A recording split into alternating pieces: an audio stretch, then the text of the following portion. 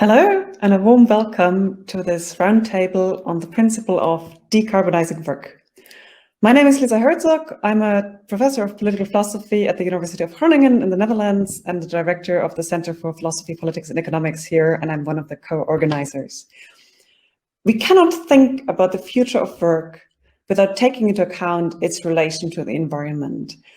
And climate change is, of course, the biggest challenge here, hence the slogan decarbonize. But there are also so many other environmental issues, for example, the loss of biodiversity, that we need to take into account when we think about the future of our economic system and hence also the future of work. And it's my great pleasure and honor to introduce the three speakers with whom we are discussing this today. The first is Kate Aronoff. She's a journalist at the New Republic and known for her various contributions on climate change and its relation to our economic systems. I'll just mention a few of her book titles, which are really telling. Overheated, How Capitalism Broke the Planet and How We Fight Back. We Own the Future, Democratic Socialism, American Style, and A Planet to Win, Why We Need a Green New Deal. Kate, thanks so much for being with us today. Excited to be here. We still can't hear you. I hope that's just a temporary thing. Can someone from behind the scenes please help us troubleshoot while I introduce the other speakers? Oh, others heard Kate and I didn't. That's very strange. I hope that doesn't stay that way. Anyway, let me just continue. Good to hear that the audience has you, Kate, and if I act weirdly, that might be because I can't hear you.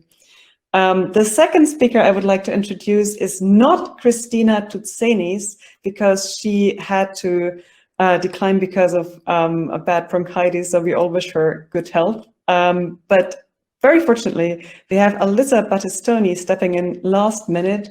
She's actually one of the co-authors of Kate for the book A Planet to Win, and she teaches political science at Barnard College, where she works on political economy, environmental politics, feminism, and the history of political thought. Great to have you with us, Alyssa. Good to be here, and is my audio working? And the third speaker is Erinç Yeldan, who is professor of economics and dean at Kadir University and a member-elect of the Science Academy. He's also one of the executive directors of the International Development Economics Associates, and in his research, he focuses on development economics, vulnerability and fragmentation of labor markets, deindustrialization and economics of climate change. Erinç, thanks so much for being with us today. So as you can see, we have very interesting speakers, and of course, we also hope to involve you in the discussion. As usual, please ask your questions in the Q&A box. We'll first have some questions on the podium and then start to turn to the questions from the Q&A in about 40 to 45 minutes. First, I want to give each speaker the opportunity to present his or her views on the topic of decarbonizing work and the challenges that we encounter. So first to Kate, then to Alyssa, then to Erinç. What do you see as the greatest challenge for decarbonizing work? But what do you maybe also see as opportunities? Just making sure that my audio is working. Is this all good? Okay, great. Well, first off, thank you so much to everyone who's helped organize this event, and really excited to be involved. So I have the sort of unfortunate, I won't call it a pleasure, but my job is to follow what's happening in Washington, D.C. right now, which people will probably be aware is kind of a mess. So there's this giant infrastructure package that is sort of winding its way through very slowly. Hopefully it happens, but has not been clear at any point really in the last 4 or 5 months whether this will happen, whether we will have this sort of historic investment in everything from decarbonization to care work to very basic sort of social safety net benefits. This is not apparent. So I spend a lot of my day sort of tracking this process, and through that I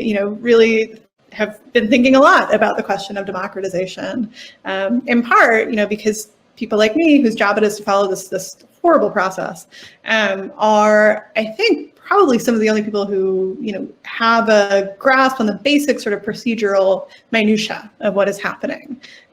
For a lot of people, this is a totally incomprehensible, totally sort of arcane legislative process that is not particularly empowering, right? To think about this, once in a lifetime chance to do what in many countries are sort of basic infrastructure investments, but in the U.S. is quite historic because we, don't invest in our physical infrastructure that much and are really bad at passing laws. But it's a very disempowering process, right? To sort of watch this thing play out that politicians are saying, right, is this historic chance to set ourselves on the path toward the future. And the sense that I've got, talking to folks as a reporter, doing climate beat reporting for the last 4 or 5 years or so is, right, there's a sort of core of people who are really interested in these processes, and a lot of people are not super sort of hopeful about the ability of ordinary people to affect these processes, right?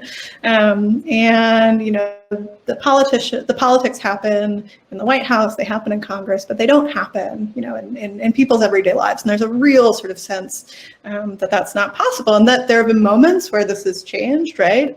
For people sort of in my age cohort, the Bernie Sanders presidential campaign really brought a lot of people into the political process and gave people an understanding that there can be, a way for very sort of low barrier to entry actions, door knocking, phone banking, for these sort of small d democratic processes to really make a difference, right, in the way our country is run, and in the way that politics happen. And it's been sort of disheartening for a lot of people since then to feel like politics is once again sort of outside of their sort of immediate realm of influence. And I think that's that roots back pretty directly to the lack of democracy in our workplaces, right? There's just a real sort of lack of small d democratic experiences that people can have in their job, in their educational institutions, but,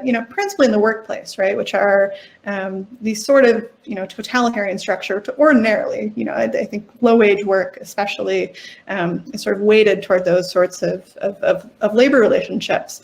But, the political situation we're in right now, I'm facing, in the U.S. as well as in many other countries, there's just this real apathy about the ability of people to be able to affect big D democratic processes, right? To be able to, get elections to happen, I think is one crisis we might face in the next several years, but also to embark on this really incredible sort of at least 10-year project of decarbonizing the global economy, in our case, right? Decarbonizing the US economy. And I think people have, right, some sense that this is a massive project, right? This is going to take a long time. It's going to involve really transformational shifts in the way the economy operates. And it's hard without a sort of, lived democratic experience to see a through line between these popular policies that many people want, right? We know the tenets of a Green New Deal, the tenets of really ambitious climate action are popular. People are generally excited to see them happen, but it's really difficult to see how, people can make that happen in that context. And so I think there's just this really, really sort of powerful sense that a lack of small d democratic experiences is just breeding a lot of apathy, right, about the ability of these big D democratic processes to produce this sort of massive shifts needed for decarbonization. And I'll end there. Thank you. Alisa, over to you. Thank you, and thanks everyone for being here. To Kate for starting us off. I was going to sort of, I think what Kate mentioned about the fact that democracy is sort of hardly democratized is one great starting point, or that there are real challenges to even the institutions that we already think of as being democratic. So there is that is sort of, I think, an overarching problem that the aspirations to decarbonize work have. Certainly work is not democratized, and that's the point of this conference, but I think that is important for the, I do think, and we'll talk more about some of the tensions between decarbonizing work and democratizing and decommodifying work, but I do think that the lack of really counterweight to the immense power of firms and owners of firms and executives of firms is a really significant challenge to environmental remediation more broadly, but certainly, I think when companies are able to act with impunity, the results are not usually good for either workers or the planet, despite the kind of frequent figuration of them as being sort of like workers and environment as being in conflict. I think the real conflict is with private capital usually. So I think that so the challenge of democratizing sort of society and democratizing democracy that Kate pointed to, that of democratizing work, which this whole conference has really addressed, I think is really significant. The entrenched power, of course, of carbon-intensive industries, the fossil fuel industry, but also related industries and infrastructure. As we're seeing, there is just the transformational process that Kate is describing is so significant. There are a lot of exciting visions, but it really does take so much. It is going to take so much work to really remake that world that we live in right now. So that's a really major challenge. And one last challenge that I'll throw in before saying a couple of brief, exciting, hopeful things is, I think, the challenge of decarbonizing and democratizing work in a world of global capitalism and global planetary challenges like both climate change, biodiversity crisis. Most of our environmental challenges are global. That's why it's so important to have this global forum on democratizing work. But it really is a particularly difficult challenge since we don't have anything like a global democracy or global democratic institutions. It's particularly difficult to hold firms that exist at either even firms that are based within nation states, but are often multinational, that the capital mobility, these have been problems for work for a long time. They are also problems for decarbonizing and for other environmental challenges. So I think all of those are things we have to be thinking about. The thing that's positive, and I'll say this briefly so we can keep moving through our discussion, is just that there is obviously, I think, a huge amount of energy and interest in decarbonization more generally. There's a lot of, I think, both public and private investment looking towards decarbonization in a new way. I think there are a lot of political challenges around the public investment side of things. Certainly in the US, we've seen that. In a panel I was on earlier, we were hearing from one of the speakers about the challenges of ramping up public investment in Belgium. I think this is a challenge in a lot of places. but it's something that we're having a much more robust conversation about.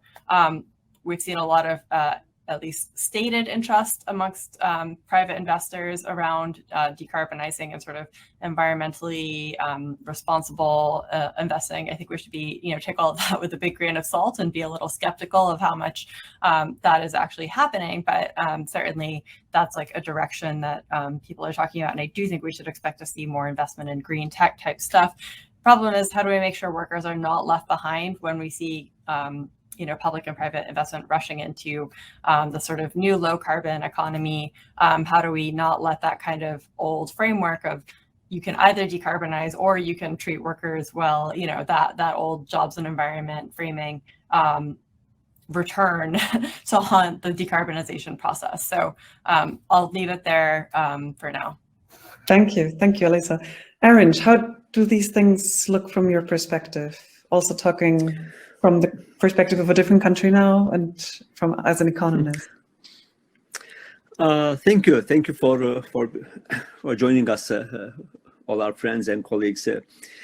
I think one of the greatest challenges is that we tend to see the carbon emissions and the mitigation efforts at country, nation state levels.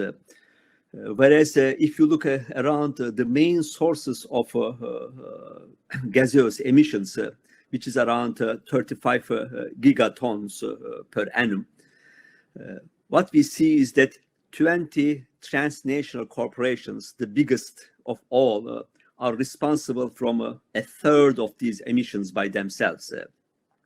And if you just scale down to 4 biggest transnational corporations, especially in the energy sector, I don't need to enumerate those 4. They are the usual suspects: the BP, Shell, Gazprom. They are responsible for the 11% of all carbon dioxide emissions on this planet, and they are spread. They are, as the name suggests, they are transnational. So trying to mitigate our efforts on the basis of geographies drawn by the nation states miss a lot of the point and a lot of the resistance. The answer to which is right now in front of our eyes. That's a global effort, not a national effort. And I think this is where the opportunity lies, really, bringing all energies and strengths together globally rather than individual nation states. As an extension to this point of view, there was a leader about back in July that in UK alone, out of the about 2/3 of UK's emissions were the responsibility of some 20 plus financial corporations and financial rating agencies. They were responsible through their credit channels, through their financial investments, financing of fossil fuel-based enterprises and their investments.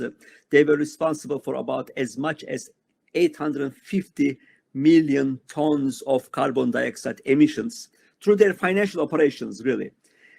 So bringing the transnational corporations and the way the global finance works to come to meets and with the targets of decarbonization is one of the biggest challenges.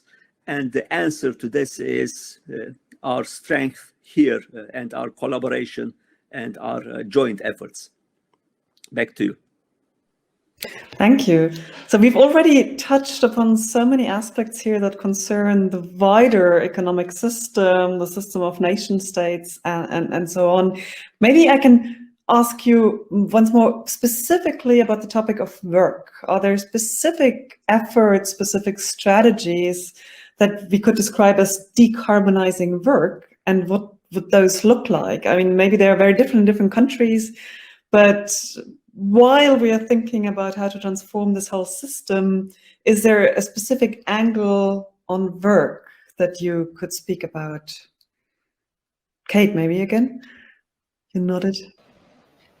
Sure, I can start off. I mean, there's obviously a lot to say, and unfortunately, I know most about the U.S., so we'll talk mostly about that. But there's been I didn't mention sort of hopeful things on this front, but we'll mention one now, which is that the Democratic Socialists of America and the U.S., who have really grown since Bernie Sanders's presidential run in 2016, and then after Donald Trump was elected, have a very big sort of eco-socialist working group that is working on a Green New Deal, but has sort of made this analysis that the precondition to getting a Green New Deal is to, in some sense, sort of democratize work, and in particular change a lot of the really regressive labor laws that were instituted sort of immediately after World War II in the United States, that took away a lot of the, right to strike, a lot of sort of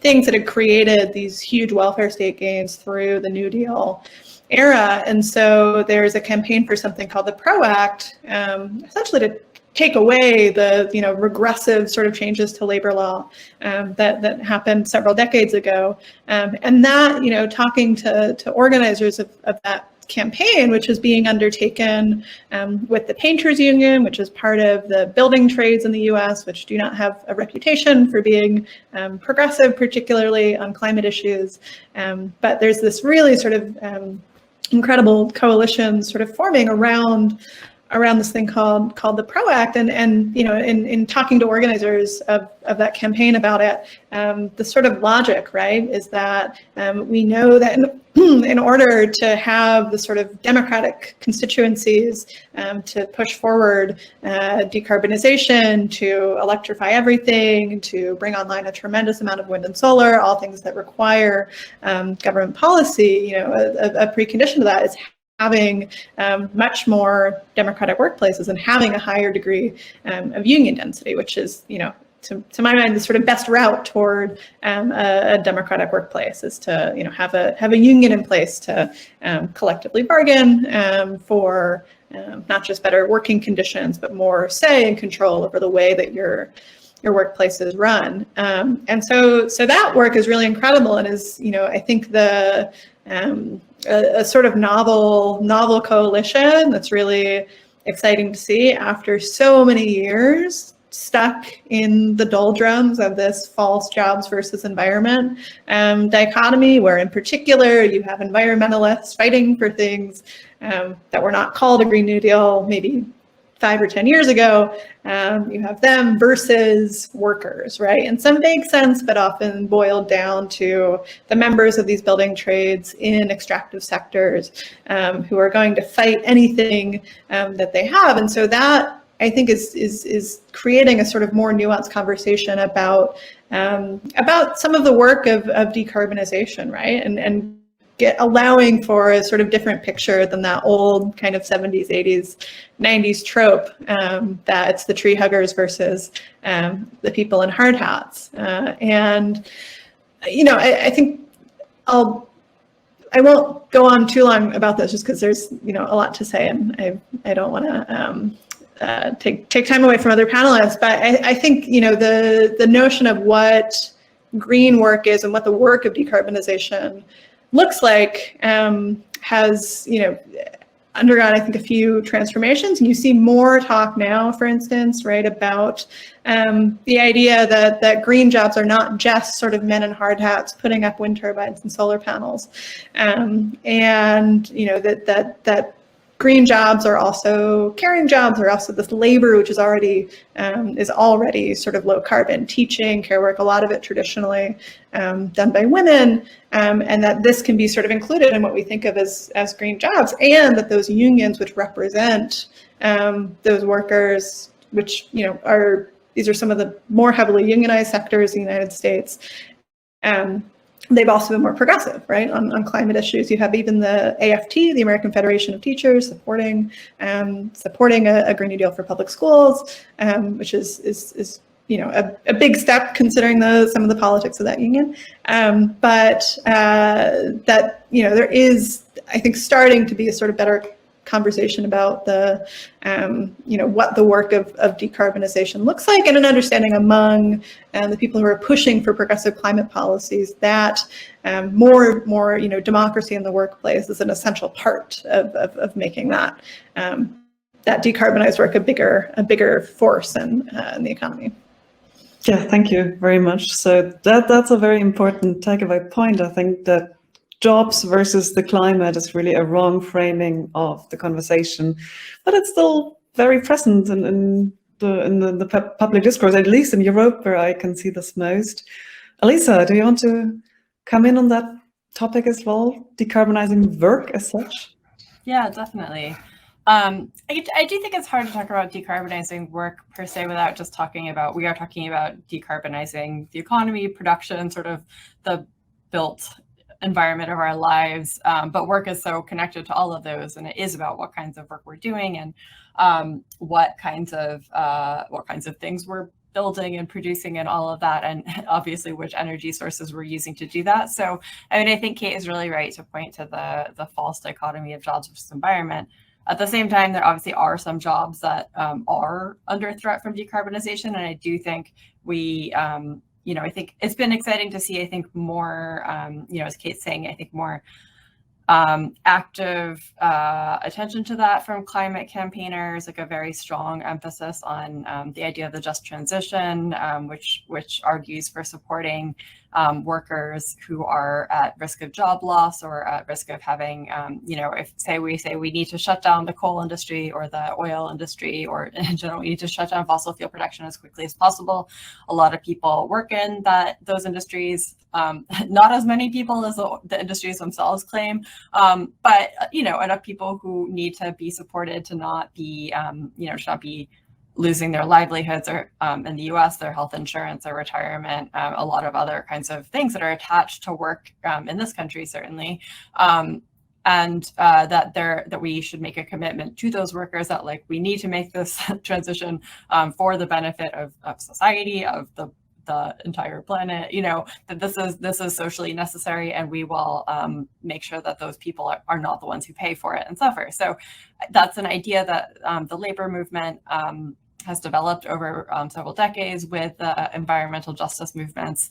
It's gotten a lot more, I think, traction, and at least rhetorically, people talk about the just transition a lot more. But I think what it really needs is a lot of public investment to make that commitment real, to say, we will match your salary for several years after, as you're transitioning to a new line of work, not just give you job training and say, well, if you can't find a job, too bad, support benefits, actively be, I think, both creating jobs through things like infrastructure investment, but also, I know there's been a lot of talk about the job guarantee in this program, and that's another way to say, look, there are jobs doing work that we think are necessary for decarbonizing and for this massive transformational project we have to undertake. They will be well paid, they will come with benefits, all of those sorts of things. So I think there are a bunch of concrete things we can do to address the places where there is a more acute tension between decarbonization and existing jobs that are sometimes carbon intensive, while saying that doesn't have to mean that there's an absolute, no one can have work and livelihoods and everything else that comes with work, which is a lot of what it takes to live. And that doesn't have to be the total trade-off. It's a more targeted thing, and that we can actually make decisions that can handle that. So that's a design choice how our institutions deal with these trade-offs. It's not a fact of nature that there's conflict. Exactly. Exactly. And we can make political choices about it. Yeah. Erinç, what about your views here? Well, I can just directly refer to an ILO study just before the eruption of the COVID crisis. So the effects of the COVID on the employment markets can be said to be taken care of. See, the loss of jobs globally due to heat stress was on the order of 35 million full-time jobs back in 2015. And the ILO estimated that the loss of full-time jobs due to heat stress would climb up to 80 millions by 2030. That is about $2.5 trillion loss of gross domestic product. So in the language of the capitalist system, one of the anonymous colleagues asked, what are the steps, arguing that we have to live at least for a while within the capitalist system. What are the steps that will resolve this problem? So from the just mentality of profits, from the mentality of the capitalism as a whole, a loss of $2.5 trillion worth of the global income we are talking about. So so the answer really is how to deal with this. More importantly, the same report also mentioned that this loss of jobs of 80 millions are not distributed evenly. That's very lopsided, and that relied mostly on low middle income economies, reaching to as much as 6% of their annual gross domestic product. South Asia, East Asia leading the pack, as you can imagine, the rise of the middle income classes in those regions of the world. And I'm checking on the QA contributions, if I can pronounce the names correctly. Landsman Karin talks about the switch over effect. What are the solutions really, or immediate steps? Again, estimates by our colleagues in the OECD and again the International Labour Organization, the ILO, had made estimations about the amount of labor input per kilowatt hours of electricity coming from different sources.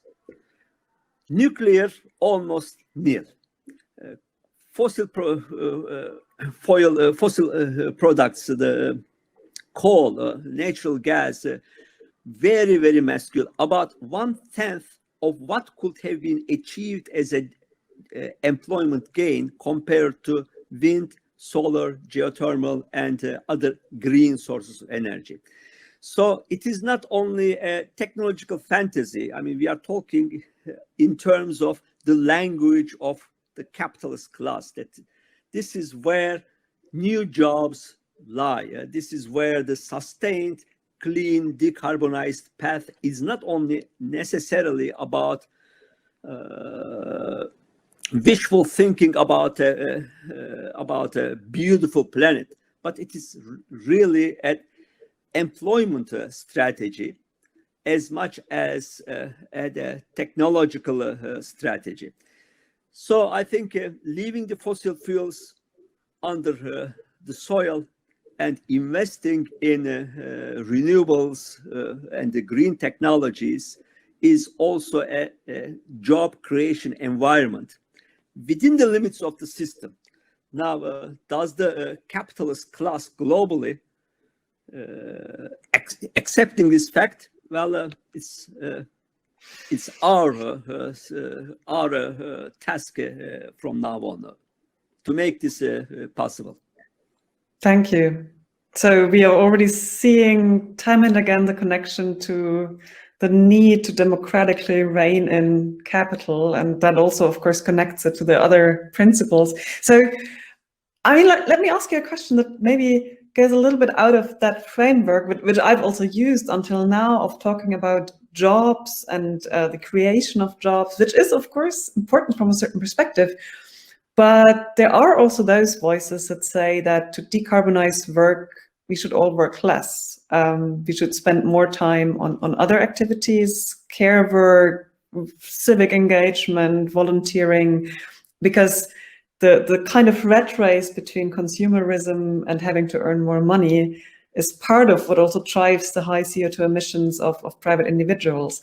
So would you say that this is also part of the direction in which we should go there, or should we maybe first, or in different stages of this process, first focus on having lots of jobs, first fix the environment, then maybe change these other things about working less, or should we try to pursue these things together?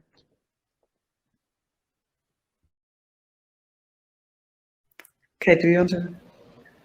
Sure. Yeah, I can start. I mean, I think this is why the federal job guarantee is such sort of a brilliant proposal in some ways. But I think you can really do all of those things at once. And I would fully agree that working less is an essential part, both of like building a good society, but also of decarbonizing the economy, right? Making more room in people's lives for the types of leisure that are really hard to do, right? Genuine connection with neighbors is much harder when you've worked 60 or 70 hours in a week. And it's a lot easier to binge Netflix, right? If your brain is really tired, if your body is really tired, then, you know, participating in community theater or, you know, doing all these things that people do enjoy, but unfortunately are types of leisure that are just sort of cut off ordinarily, especially if you're working very long hours. So I think what a federal job guarantee can really do is a couple of different things at once, right? So on the one hand, to create types of work that we know the private sector does not value, right? It is not very valuable to check in on elderly people, right? To remediate coastlines. These are things which it's like fitting a square peg in a circular hole, right? To try to find a profit motive to doing all of this sort of essential work that is, you know, and essential work has been a running theme, but to do all this work that is very, very necessary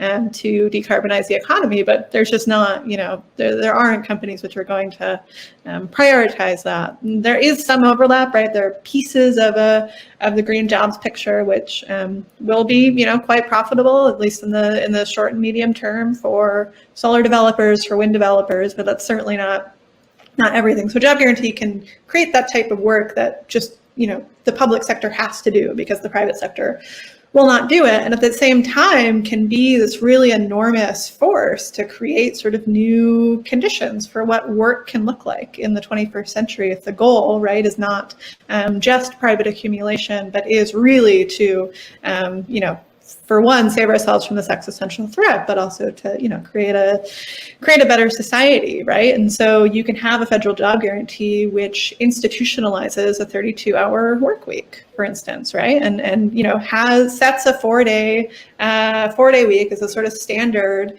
in the way that it can also set higher wages as a standard, right? And can make a $15, $20 minimum wage be sort of floor against which the private 4 days. Otherwise, that's not a feasible model. But if you have higher wages, yeah. And just briefly, you know, a federal job guarantee can also build the sorts of beautiful public spaces and institutions that people can go enjoy their leisure time in, right? It can build out parks and beaches, you know, public exercise facilities, all of these things that, you know, are really lovely parts of a you know, urban life or suburban life or rural life or whatever you want to, wherever you happen to live or want to live. But, you know, I think all of these things can really go together in a really powerful way. Elisa.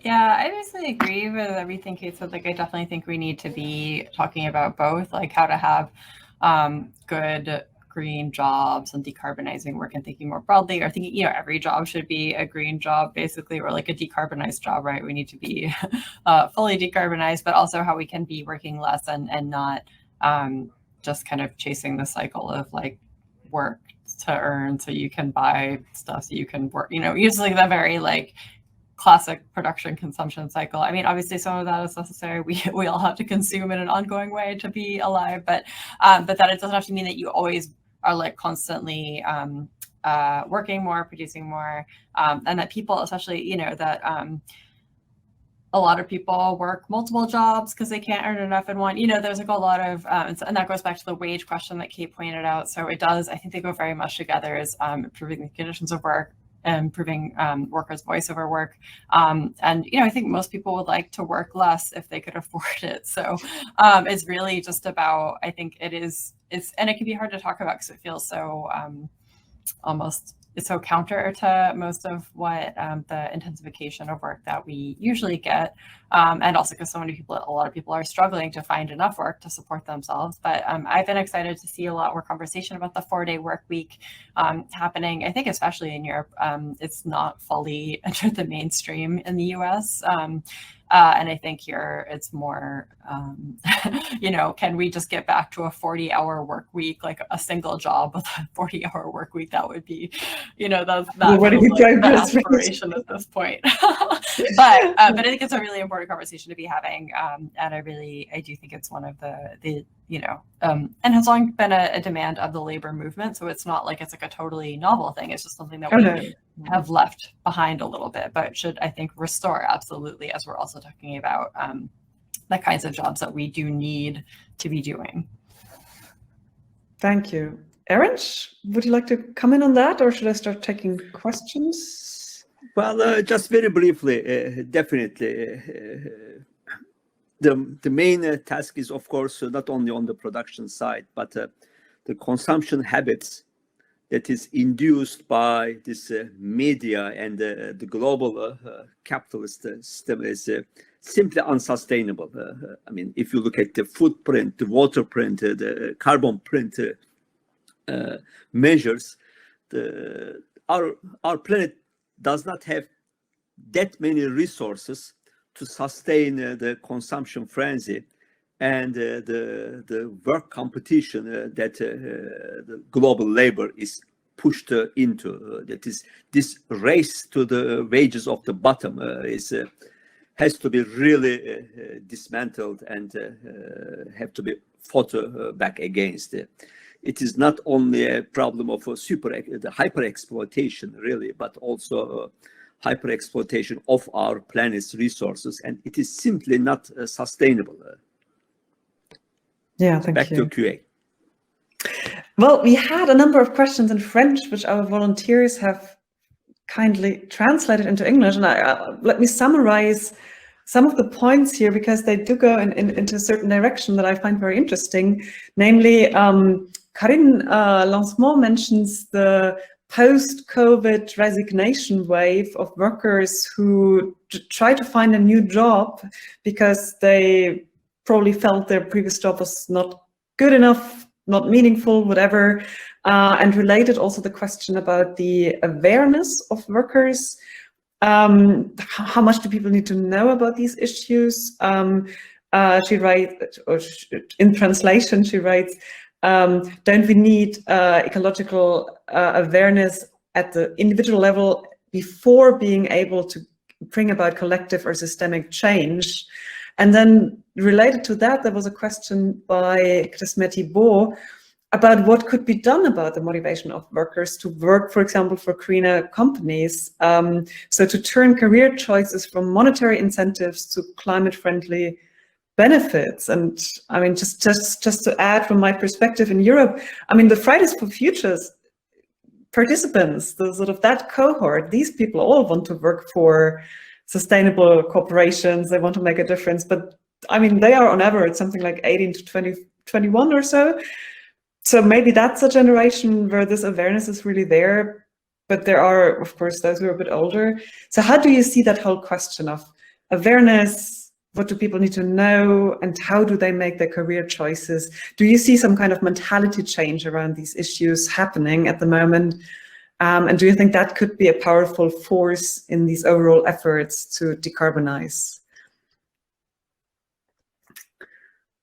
Kate, you want to start? Or maybe we can start with Erinç this time. He looked like he connected with this question. That's a tough one. I mean,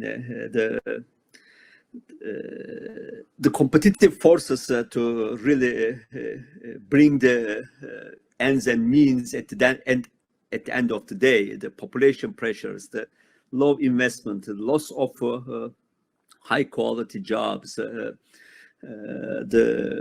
realm of the markets that's dictating the overall rationality of the global value chains and trapping those workers in the poor regions of the globe to extended work hours, multiple jobs,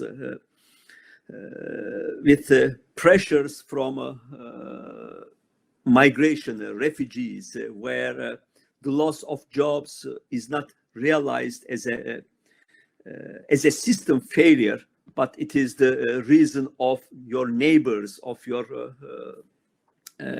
people from different color, from different sex, from different ethnicity. These are the things that are undermining our efforts in democratizing the workplace and the institutions. The climate crisis in mainstream political economy, economics, and the ecology is regarded in the mainstream as a market failure that can be corrected if you just put the right incentives, put the right prices, the correct prices, the social pricing. But it is, as again, many of the colleagues that are putting on the QA board, it is beyond the market failure. It's a systemic crisis, really. It's not something to be expected to be corrected by a good choice of prices and working through the market system. That strict regulations, strict incentives change, strict subsidization of decarbonized patterns of work, investment, production, and consumption are to be needed. It's a tough task, but these 3 days conference are one of the biggest hopes. And as you mentioned, Lisa, the new generation demanding the leisure as a right and change in terms of democracy and use of their social time, not leaving their leisure time to the dictates of the market, but demanding the use of their 24 hours by themselves, are great steps towards change, really. Alyssa or Kate, do you want to add to the answer to that question? Some more considerations? I can jump in on the question of how to maybe both, I think, the sort of piece about awareness and motivating people to work for greener companies. And I really think there that as Erinç has been saying, has to be something that we're thinking about as like a systemic problem and not something, I guess I would hate to see us talking about people's jobs and the sorts of choices about what kinds of work people do treated in the same way as like a kind of green consumerism, or like our consumer choices that are just like an individual decision about whether you buy green stuff or drive an electric vehicle, or if you personally undertake these kinds of actions. And I think similarly, we need to not just think about whether individual people like want to work for greener companies or not. I think most people are making decisions about work based on what jobs are available to them, and not necessarily. And while I'm sympathetic to the desire to turn the career choice away from a monetary incentive towards other kinds of ways of thinking about work, I think that's the kind of like ideal and maybe a post-capitalist society. But as things are, people need money to pay for housing, to pay for food, to pay for transportation, just to live on a daily basis. And so that is going to be why, that's why people do work. And so I think we need to be recognizing that and trying to bring those reasons that are very real, that most people have to work in and choose their jobs, and the conditions under which people choose the kinds of work they're doing or often don't choose.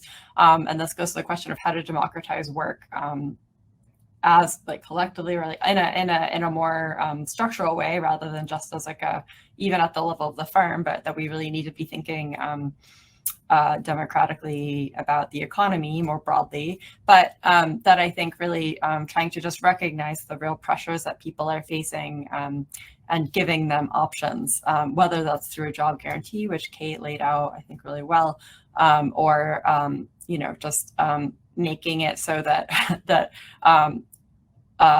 through regulations and other kinds of things, making other kinds of work that right now are not climate friendly, at least more climate friendly. And so I think that's how we need to be approaching those kinds of questions. Although it is heartening that I think more and more probably younger people especially do want to be working in ways that aren't destructive of the climate, the planet more generally. I think probably a lot of people don't want to do work that they think is making the world a worse place, but sometimes they don't have a choice. So I think it's how can we not make people make that choice? Yeah, good question, Kate. Yeah, I would agree with that. And I do think ultimately, it is the job of public policy to create, either the types of work, or in the case of something like a green investment program, right, to create demand for, wind and solar technicians and these things. But I was just looking because this, I feel like it's generally true that the fastest growing jobs in the US economy, regardless of sort of people's personal preferences about where they want to work, at least for the last, several years, have been largely green jobs, whether that's wind, solar technicians are always, sort of in the top 10, but also occupational therapists, home health aides, these sorts of green, caring sector jobs. Right now, the statistics are a little funny because the entertainment industry is sort of coming back. So the fastest growing job right now in the US economy is a motion picture projectionist. And also, ushers, lobby attendants, ticket takers are number 3. Exercise trainers and group fitness instructors are somewhere in there, costume attendants. But these are all green jobs, right? These are all places that are, growing fast. This is a bit of a statistical fluke, probably, because, these jobs have really not been able to exist in the same way during COVID-19. But I think any sort of snapshot of that picture gives you a sense for where things are going. Not fast enough, certainly, right? It is still, the requirement of a green investment program to push those into, to make those jobs sort of more accessible. And certainly a lot of those positions are grossly underpaid. And God knows artists are not supported to do their work. So a lot of those positions aren't exactly like utopian jobs. But I do think there is this sort of broader trend, right, toward people, young people wanting to do better forms of work. And the question is whether work that can make the planet a better place, can make their communities better, can entertain people, whatever it may be. But it is, up to the government essentially to make those positions livable. I mean, we had a federal writers program here in the United States, which produced not just great works, but made it sustainable to be a writer. The federal theater program, these things that sort of gave a basic level of social support to these professions that make our lives better, whether you work in them or not. We can all sort of take in the public arts that is not sort of prioritized under conditions of austerity, unfortunately. So I hope to see more policies in that direction, and just a sort of broader definition of what a green job is, to include avant-garde theater, hopefully. That's going to be an interesting debate in a US context, I guess. How would you then decide which of these jobs would be taken up into the program and who would make these decisions? But there are many proposals for how this could be done, of course. Let's briefly take one more question from the Q&A, which introduces yet another dimension here by Michael Galvin, who says the Democratizing Work Manifesto will have a significant positive impact on global health. So I'm assuming if we could get the postulates of the manifesto into reality, that could have a positive impact, because health is to a great degree socially determined. So can we capitalize on the health impact of democratizing, and if I may also add, greening work? Someone wants to take that one on. We probably don't have time for everyone to speak about that, so maybe one person. Alisa, you want to take this one? Yeah, I'm happy to start. So one thing I think is obviously, Kate was talking about care work as a form of sort of low carbon job. I mean, you need to decarbonize energy sources, but that is not inherently carbon or resource intensive. I think if we had, that's one exciting place where I think care, healthcare, and the climate conversation can align. I also just want to, emphasize how horrible fossil fuels are for health. They're certainly bad. The effects of of drilling for oil and mining for coal are obviously very severe for communities that are living in the sort of extractive areas. They're often runoff from mines or water contamination from drilling. We saw a lot of that with the fracking conversation, but also just burning fossil fuels, in whether burning petroleum in a internal combustion engine powered car, or in oil refineries, the kinds of just pollution and outputs from the use of fossil fuels is really immense. It kills millions of people every year. Air pollution is really like a major it's a major catastrophe for public health, really.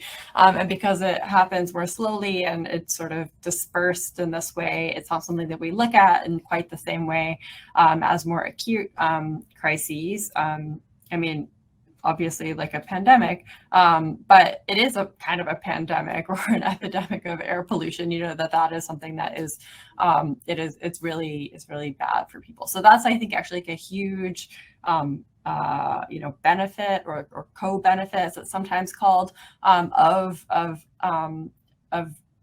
eliminating fossil fuel use and moving away from that as an energy source. So those are, I think, two places that are, that are really obvious connections. And I'm sure that there are many more ways that we could think about those two questions together.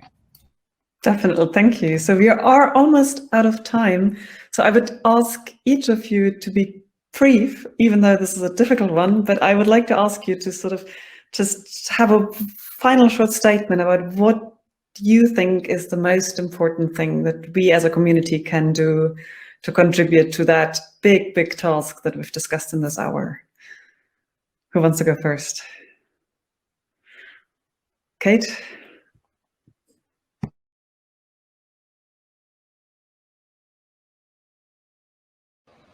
I will try.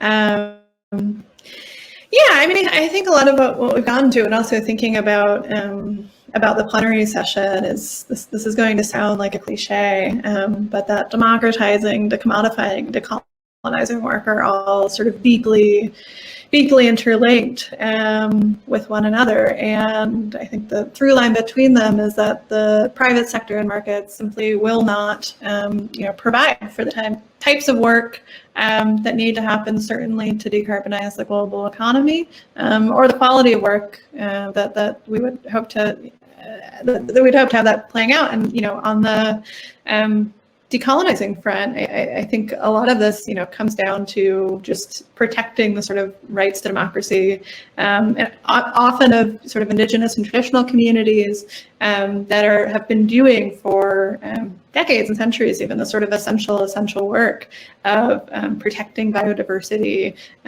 of keeping in the case of the Amazon, right, the Amazon's ability to continue taking carbon down from the atmosphere, which is under very active threat right now in Brazil and elsewhere, and that that is work that has been done for a long time, not often called work, right? But that is really essential. I mean, the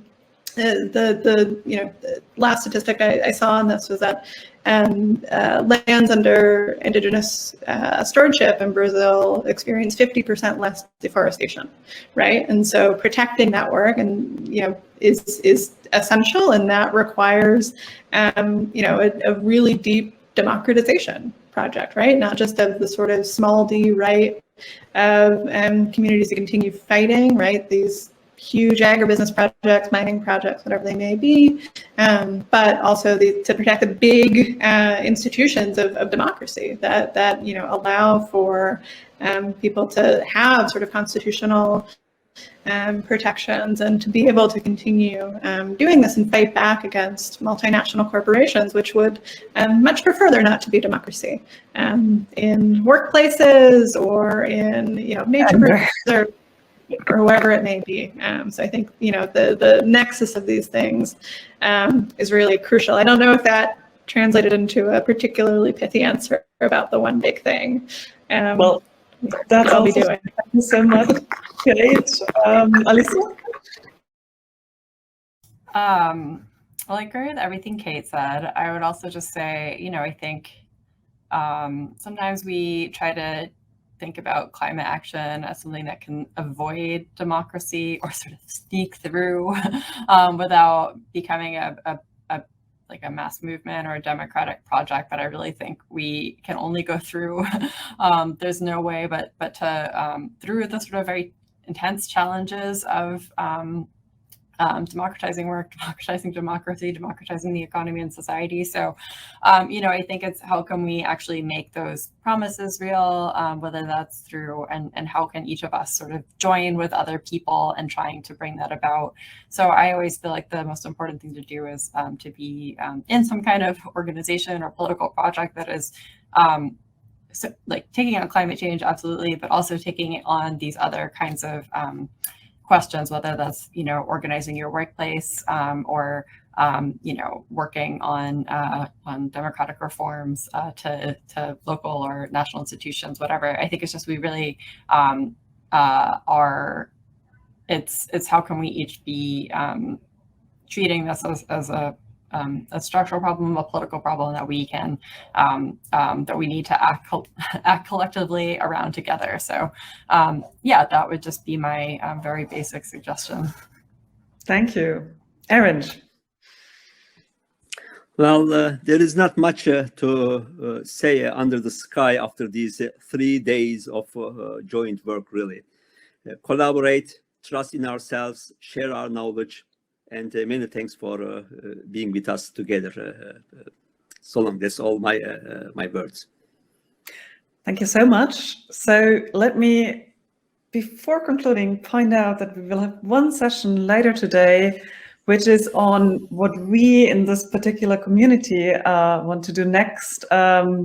We hope you can join us. It's the 107S05 at 9 o'clock my time, so in a bit less than 2 hours. But of course, get active in whatever capacity, whatever organization is yours. Thank you so much to our 3 fantastic panelists. And let me also thank once more all those who've done incredible work in the background here, setting us all up, getting us going. Thank you to you, invisible many hands in the background. And to all of you, enjoy the rest of the conference and have a wonderful evening. And as Isabel likes to say, onwards and upwards.